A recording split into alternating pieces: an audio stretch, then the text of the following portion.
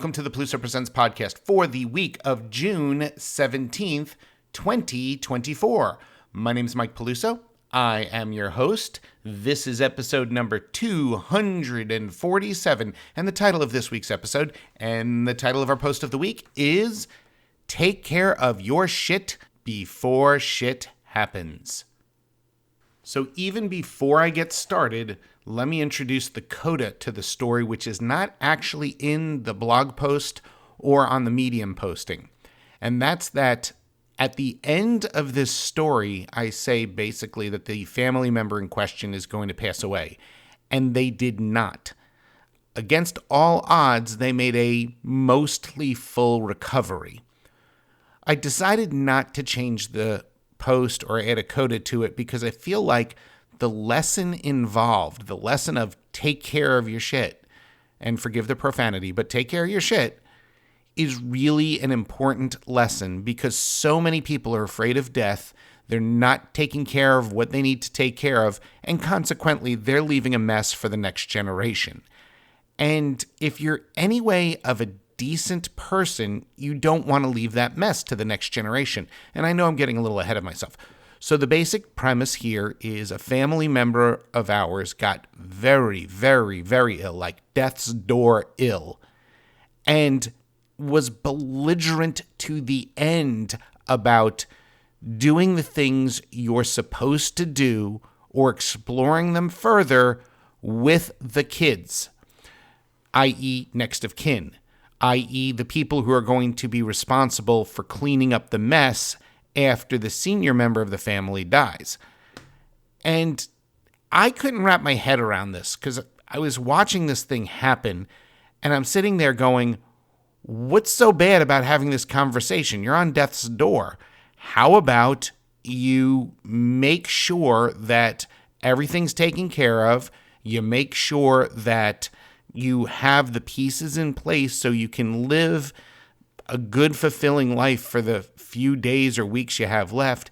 And if you do recover, like in the case of this, how about you're ready for the next time? And not just ready based upon some little thing that some banker told you, but really have your ducks in a row and a really good back and forth conversation with those people who are going to be taking care of your estate, which none of that existed in this. So I was really motivated to write the story simply because death affects all of us, every last one of us. And you really need to take care of your situation. You need to have that will. You need to have that power of attorney. You need to have the living will, which is different than a traditional will. And you need to have a plan in place. And you just need to accept your own mortality. And sometimes it's not a bad idea to make big changes like moving or relocating or moving into assisted living or some variant thereof to make sure that when the inevitable happens, you are ready. So you can hear this story of my family member and you can contemplate the decisions that you have to make when you have to make them as you listen to our post of the week.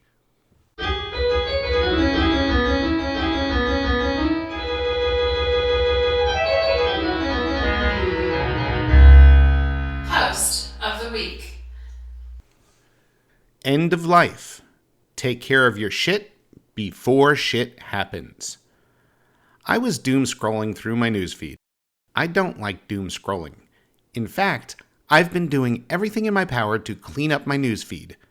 Unfortunately, Google will not allow me to get rid of some of the topics that I really hate. I can't get rid of political topics in my newsfeed or topics like war in Ukraine. Typically, these types of headlines are all doom and gloom or filled with negativity. So I try to focus on the topics that I enjoy, mild escapism. Still, no matter how many tech, gaming, and music topics I try to fill my feed with, it still feels like doom scrolling as bad news filters through. In this case, the bad news was the death of Harry Belafonte. His politics were a little over the top, but I always enjoyed his music. I was sad to hear that he died, but happy at the same time as he lived to 96 years old. In my book, that's a win. Then, while reading the article a little more deeply, I saw that he died of congestive heart failure. That hit close to home as I have a close family member who's suffering from an advanced stage of that same condition. My family member is going to die, and as I write these articles a year in advance, there is a high probability they will pass before this article ever gets posted. What's unique about my family member's condition is that they refuse to accept their reality. At over 80 years old and with advanced CHF, they are still acting like they are going to live forever, and that's a problem for everyone involved. Family is still a wholly unique entity in our world. There are societal norms that most families adhere to, even the dysfunctional ones. When an elderly family member reaches the end stages of their life, the family in question usually, in some way, often becomes the support structure. In my opinion, this isn't ideal as the end of life is a bit akin to the beginning of life. When you first have kids, there is not a lot of formal training in how to properly parent. Even following the parenting script you learn when you were a child, you don't really know how to handle everything until you've been through it a few times. Young parents struggle and stress with their first child or two as they are learning everything as they go. Conversely, if they are the kind of family with 3, 4, or even more kids, then they tend to be able to handle things much easier as the later children arrive. The parents have been there, done that, and they know how to make decisions and how much emotional weight to give to the various day-to-day issues that come up. It's the same thing when the children of elderly parents are involved with end-of-life issues. The knowledge on how to handle all the complexity of end of life is all based on what they may have witnessed, but there is no mandatory formal training. To make matters worse, it's much more complicated than childcare in that the elderly parents typically have an opinion, and worse, they have a legal right to act on that opinion even if it's not in their best interests. As an example, in the case of our family member, they refuse to accept that their heart is so bad they can lose motor skills or pass out at a moment's notice. So they have chosen to continue driving to the grocery store and local restaurants. This makes them a danger to themselves, the people in the community, and if there is an accident which they won't survive, they are going to create a massive insurance nightmare for their next of kin. If a family isn't really trained or prepared for dealing with elder care, then it's best to do preparation before it's needed. As an example, the family member in question needs home care or to be in assisted living for their last few months. Putting aside this family member's refusal to accept this fact and starting with assisted living, there is an issue. Assisted living often requires the resident to visit before they are accepted to live at the facility. Our family member is too weak to go travel to the assisted living anywhere near her next of kin. They also do not have the mental or emotional capacity to make a decision by themselves for something as important as selecting a facility in their hometown. This is true even if they were emotionally mature enough to accept that this is the period in their life where they need to be cared for. The only other option for the resistant family member is in-home care. Unfortunately, the challenges and complexities of finding quality in-home care are perhaps even more complicated than those of assisted living. I get it. It takes extreme emotional maturity and bravery to face your own mortality. These are rare traits, and I don't think most people have them. I also think this is why every religion in the world has some sort of afterlife as a component of their belief system. If you are going to go to paradise, be with your God, or get reincarnated into whatever you want to be, facing death is much easier to do for the average person. Unfortunately, even this didn't work for our family member, a devout Catholic who hasn't missed going to church in 8 decades. They still refuse to accept their own mortality. This shouldn't have surprised me. They've always been very limited in their ability to deal with challenging emotional issues. It's my understanding that the family member in question is feeling extreme anxiety about the unknown, specifically the loss of their current lifestyle.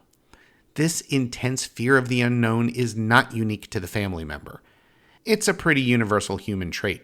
Again, touching on religion, death is the ultimate unknown, so naturally, throughout history, people have feared it. It's not just death. Changing jobs when it wasn't by choice, moving to a new town, or breaking off a long-term relationship are all entry points into great unknowns and can cause fear and anxiety. Although somewhat unpleasant, breaking up and getting fired from work are things that can happen to us a few times in our life, so we can learn to deal with those experiences. Growing old only happens once if we are lucky, but we know it is going to happen to all of us. This is why I find it so surprising that preparing for elder care is not really an ingrained part of our culture. Yes, the assisted living companies and the long-term care insurance industry pushes it, but that's not a cultural milestone in life.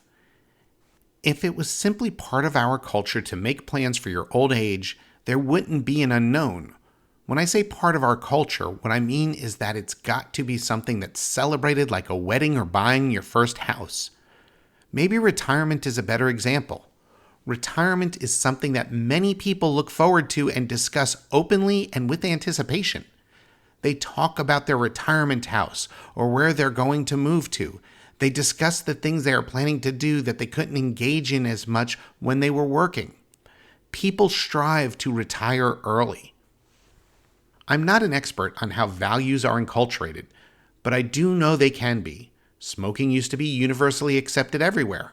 Even McDonald's had ashtrays on every table when I was a kid. Now, for the most part, it's universally rejected. Imagine if things like getting to create your first will and picking your assisted living facility was celebrated as much as picking out your china for your wedding registry. What if it was a status symbol? Then it's not a mystery to be feared or avoided. Just like weddings, everyone, including the sick and elderly family member, would be very knowledgeable about what their lifestyle would be like after they left their condo and moved into assisted living. In fact, independent and assisted living would become preferable in so many cases. I could see where people would probably have already moved as soon as they were able to. This type of enculturation would fix so many challenges that so many families, including my own, face. Listen, you are going to die. I am going to die. We are all going to die. It can happen today, it can happen in a year, it can happen in 50. I can't change my geriatric family member's attitude, but maybe I can learn from it. I know that there should always be some sort of plan that's put into place long before it's needed. Maybe by adopting my plan for my elder care and celebrating my choices with my friends and family, I can be part of the cultural change I've called for in this missive. If anything, I think it'd be fun to prepare by having an elder care registry for my assisted living house. Unfortunately, just like my marriage registry, I doubt anyone will buy me the 80-inch TV I put on there. But it'll still be fun to see it on the list.